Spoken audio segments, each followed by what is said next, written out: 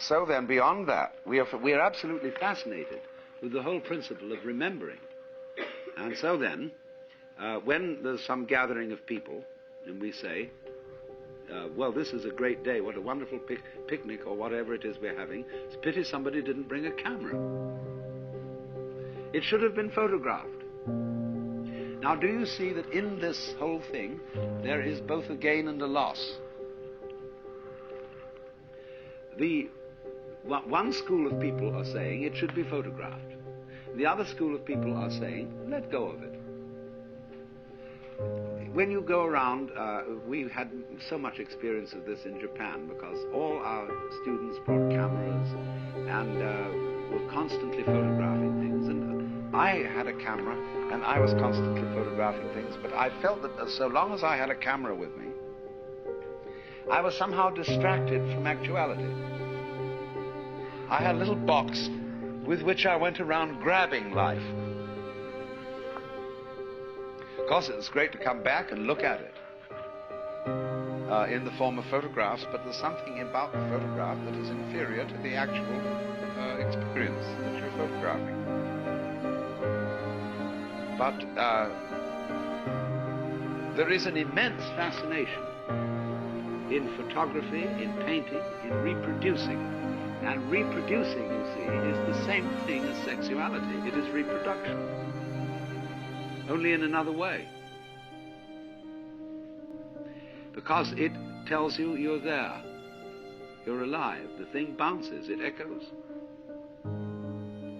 So the duplicity in all this is, you see, one school of religious people say, let it all go, don't be attached. In other words, and they also say, live in the moment. Like Krishnamurti's doctrine of stop trying to remember everything. You may need a kind of factual memory for your name and address and a telephone number and things like that. But don't linger over memories and treasure memories and say, well, I'm going to keep my girlfriend's lock of hair and I'll take it out every now and then and look at it and feel wonderful. See? That's clinging to life, because that memory has got you hooked. It holds you to the past, and it holds you to death. But then there's the other school of thought, you see, quite opposite to this, which says, remember to remember, the title of one of Henry Miller's books. Hold on to it all. Get involved. Keep your girlfriend's hair. Keep all the photographs. You know how in some houses, the piano, everything is completely covered with photographs and reminiscences. I went to visit Gloria Swanson once. I've never seen such a house full of memories. Everything in all directions was Gloria Swanson. Photographed on this occasion, signed on that occasion, presentation this. I went to visit once, too, the wife of the former Archbishop of Canterbury. And the whole house was memorials. I mean, it was a complete clutter of tombstone furniture with little brass plates on it, presented on the occasion of this, that, and the other. Well, you say, look, that person isn't really living. And they're all in the past. But on the other hand, what is life, you see, except there is a memory, except there is an echo? So what I want to point out, you see, is the duplicity of all this. That you don't take, if you're a wise man, you don't take sides in this issue. You do both sides. And that is the meaning of the unity of samsara and nirvana. On the one hand, you let go of everything. You live in the eternal now. Because that's all there is. See, memory is an illusion. It's all gone. So everything you know about that makes an impression on you is no longer there. That's the meaning of Maya. There is only the eternal now. There is only the present moment. There never will be anything else.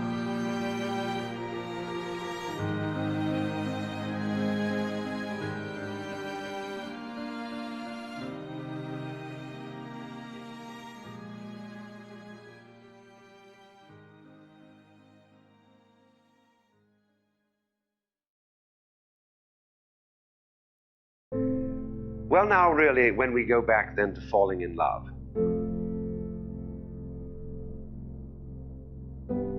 and say, it's crazy. Falling. You see? We don't say rising into love. There is in it the idea of the fall. And it goes back, as a matter of fact, to extremely fundamental things. That there is always a curious tie at some point between the fall